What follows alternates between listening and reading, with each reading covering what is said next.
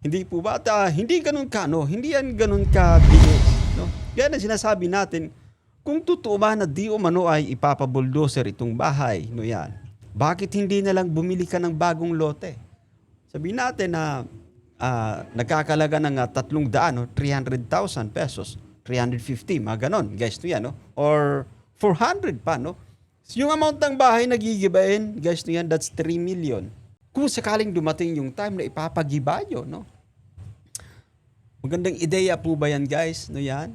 How about na kumbaga bumili ng lote, magpatayo ng bagong bahay? Or ito ay kumbaga siguro pinaplano nyo para saktan yung damdamin ng Team Kalinga. So what's up, guys? Welcome back again sa ating munting YouTube channel. Hi, this is Jason Albasan. Isang mapagpalang araw para sa ating lahat, guys, no yan. At tayo po ay nagbabalik syempre para pag-usapan itong kumbaga itinapik, guys, ni Miss Bopil, no, sa kanyang channel mismo din, no. Itong usapin na di umano ay ipapabuldozer, guys, yung bahay ni Bibi Fiancé.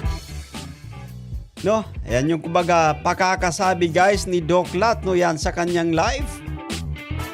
So anyway, posible naman kaya, no? Siya yung bang kumbaga may full rights dyan, no yan? Para kumbaga gawin, sabi natin ipabuldoser yung bahay ni Bibi Fiancé at gano'n na lamang ba ito kadali? Guys, no yan. So ito yung kumbaga bibigyan natin ng reaction for today's vlog, no yan? At tayo po ay maglalambing sa mga bago pa lang sa ating munting YouTube channel, guys. Baka naman pwede kayong mag-subscribe, i-turn on yung bell button para ma-notify kayo, guys, no yan.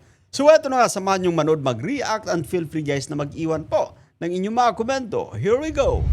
Matapos nga magpa-tulfo, no, yung family nila Fiancé, guys, no yan, eto, matindi pa, no? Matindi pa itong kumbaga usaping ito.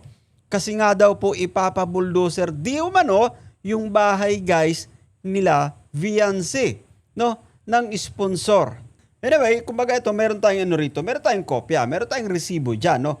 Kaya nga na sinasabi po natin, bawat reaction natin ay kumbaga hinuhugot lang din natin sa mga winawakal nila sa kanilang mga live. So eto na nga, meron pa pala dito kumbaga announcement to yan. Mula po nito kay Kuya Val Santos Matubang, no, na pinost niya sa kanyang Facebook page, no, at na naglalaman or nagsasabing wala na pong reactors ang Kalingap para hindi kami madamay sa anumang content nyo, Papa Val. Ayun. So anyway, sinusuportahan natin yung decision, guys, ni Kuya Val, guys, no yan, no.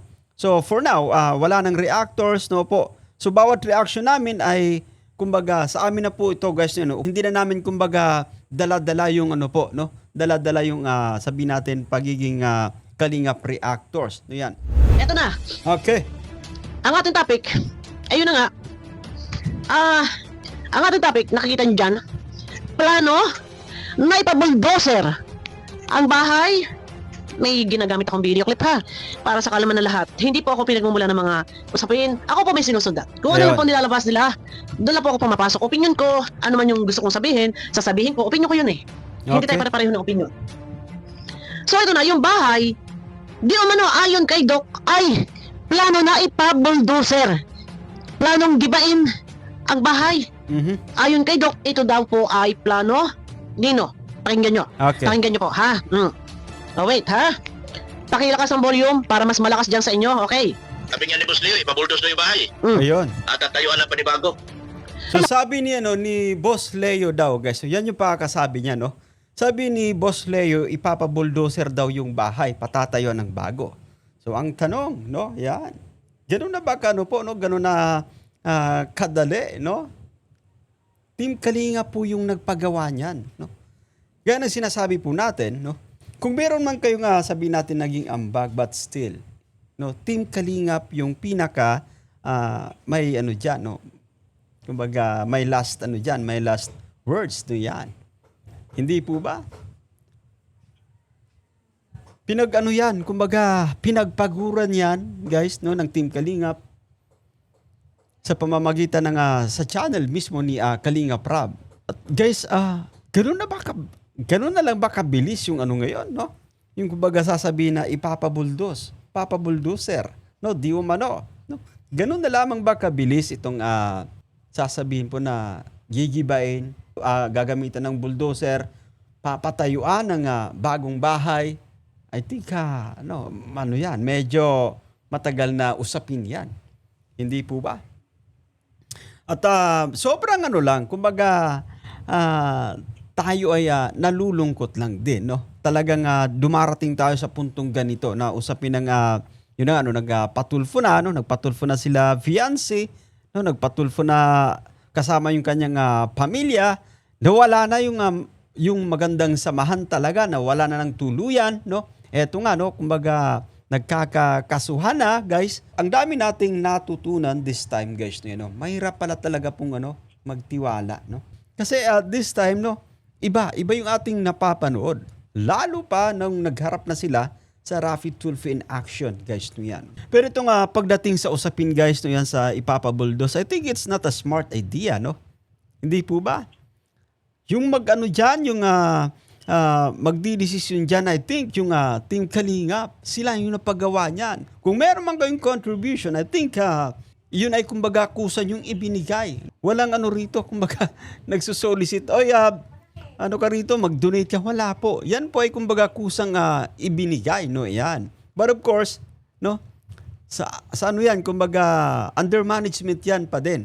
Under management ni Kalingap Rob, kung hindi tayo nagkakamali, guys, no? Yan, no? So, mahababang usapin yan, no? Kayo po ba, guys, do you agree na kumbaga ganun kabilis, no? Yan, no? Tama ba na kung sakali ba na ipapabuldoser ito? Tama ba na gibain? No? Tama bang mindset yan? No, kung magkano yung amount ng bahay, eto. Sabihin natin 3 million. So gigibain yung 3 million, no? At tapos merong yung lote, sabihin natin yung lote mga 300,000. No, 3 million. No, how about mag-purchase ka ng Mag-purchase ka ng bagong lupa at magpatayo ka. Bakit kailangan mong gibain? Bakit kailangan ipagiba itong itong bahay ni Beyonce? Ito ba ay kumbaga dahil sa gusto nyong gusto nyong saktan yung Team Kalingap? Hindi po ba? Yan kumbaga, yan yung nakikita natin, no? Yan ay kumbaga sabihin natin may pera, no? May pera kayo, no? I think that's not a smart idea, no? Bakit kailangan gibain? Ba't di nila maghanap ng bagong lote? Magpatayo ka ng bahay doon, bago. Ayun. Ganon yung doon, no? Pero pagkadating, pag sinabing di umano ay ipapabuldoser, guys, yung bahay nila Viancy, ng Boss Leo, ni Doc Lat, no? Papayag nga ba yung Team Kalingap dyan? Hindi po ba, guys, no? Do you agree with me, guys, no yan, no? Mag-comment po kayo dyan no, sa ating comment section. Ganun na lamang ba yung kabilis? Ipapabuldoser daw yung bahay. Team Kalingap po yung, dyan, no? Kumbaga may last words po dyan. Yung may last say, no? May huling, kumbaga, yung makakapagsabi dyan, no?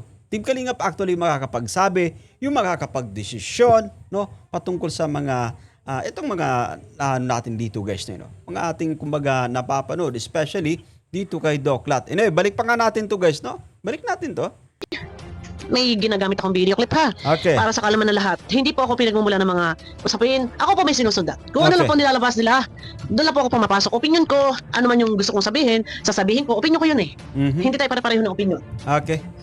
So ito na, yung bahay, di umano ayon kay Doc, ay plano na ipabuldoser. Mhm. Planong gibain ang bahay. Ayon kay Doc, ito daw po ay plano. Nino, pakinggan Eto. nyo. Pakinggan nyo po, ha? Oh, wait, ha? Pakilakas ang volume para mas malakas dyan sa inyo, okay? Sabi nga ni Boss Leo, ipabuldos na yung bahay. Mm. At tatayuan ng panibago. Okay, no, let's pause for a while, no.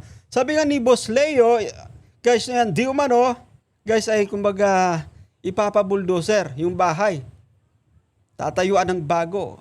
Is that a smart idea, guys, to yan? Alam natin na, kumbaga tawag dito, sabihin natin, no, may idea basta-basta. No, hindi yan basta-basta actually. Kasi nga sabi pa natin, no, foundation yan, no. Yung pabahay ay mula sa yan sa foundation, no, yan.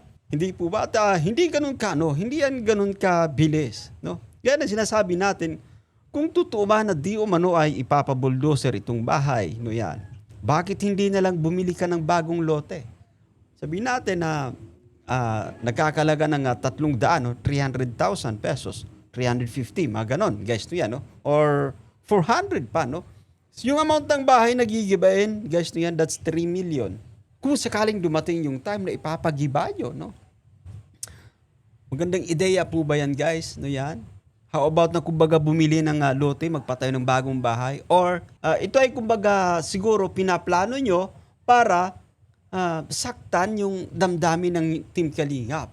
Ay sobra po yon. Guys, kayo na yung kumbaga magdesisyon.